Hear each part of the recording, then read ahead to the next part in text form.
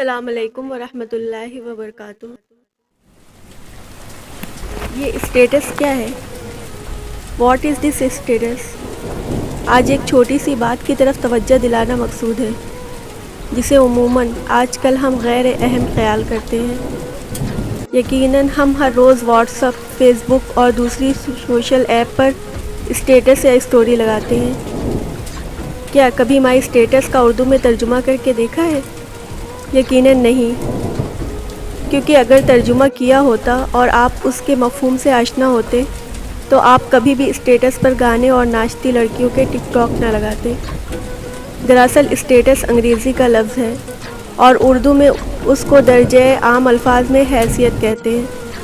اس طرح اسٹیٹس، مائی اسٹیٹس کا مطلب ہوا میری حیثیت، اور جب آپ اسٹیٹس پر گانے اور ناچتی لڑکیوں کی ویڈیو لگاتے ہیں تو اصل میں آپ اپنی اوقات اور حیثیت کا متعارف کروا رہے ہوتے ہیں۔ سب سے بڑی بات اس میں یہ ہے کہ آپ کا لگایا گیا گانا یا فحش ویڈیو جتنے لوگ دیکھیں گے، ان دیکھنے والوں کی بقدر آپ کے نامہ اعمال میں گناہ درج کر دیے جاتے ہیں۔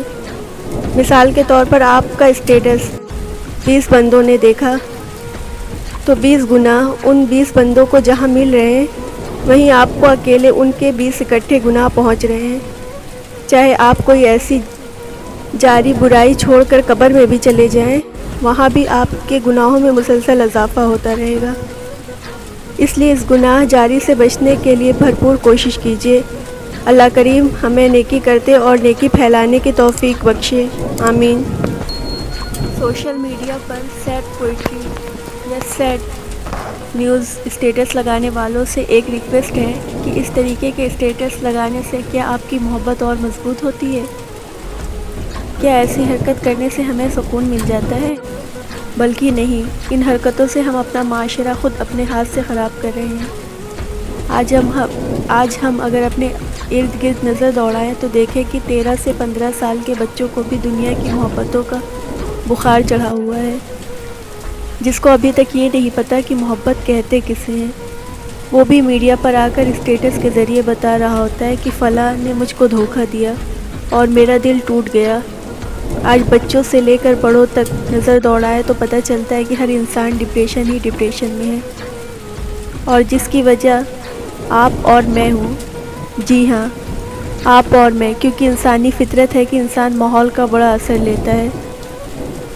تو آج ہم میڈیا پر گندگی پھیلا رہے ہیں پیار اور محبت کے نام پر، جس سے صرف بے حیائی پھیل رہی ہے۔ سب بھائیوں اور دوستوں سے گزارش ہے، میڈیا پر کچھ شیئر کرنا ہے تو اللہ کی محبت کی پہچان کروائیں لوگوں سے، اور اس کے رسول حضرت محمد صلی اللہ علیہ وسلم کی زندگی کے بارے میں بتائیں، جس سے ہماری اور ہمارے آنے والی نسلوں کی دنیا اور آخرت سنور سکے۔ مت بھولو کہ ذرہ برابر گناہ کا بدلہ اور ذرہ برابر نیکی کا بدلہ ہمیں دیا جائے گا۔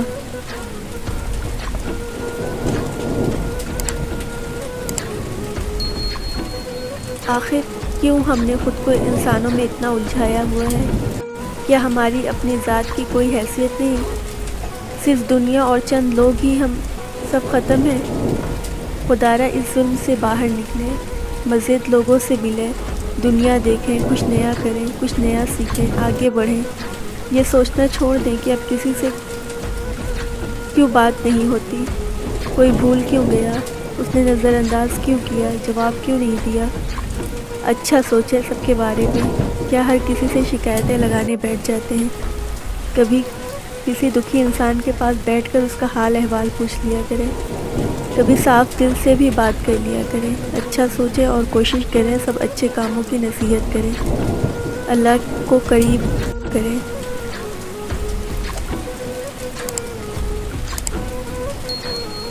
مجھے موت کا اتنا خوف نہیں، میں جانتی ہوں کہ میں اس کے پاس سے آئی ہوں، اسی کے پاس لوٹنا ہے۔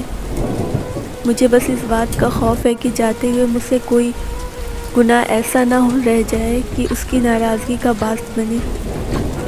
مجھے سورۃ النادیات یاد آتی ہے تو بس دعا کرتی ہوں کہ میری روح غافلوں کی روح کی طرح نہ کھینچی جائے، بلکہ آسانی سے مطمئن روح کی طرح اپنے پروردگار سے جا ملے۔ یہاں میری آنکھیں بند ہوں، سانس رکے اور وہاں وہ مجھ سے راضی ہو۔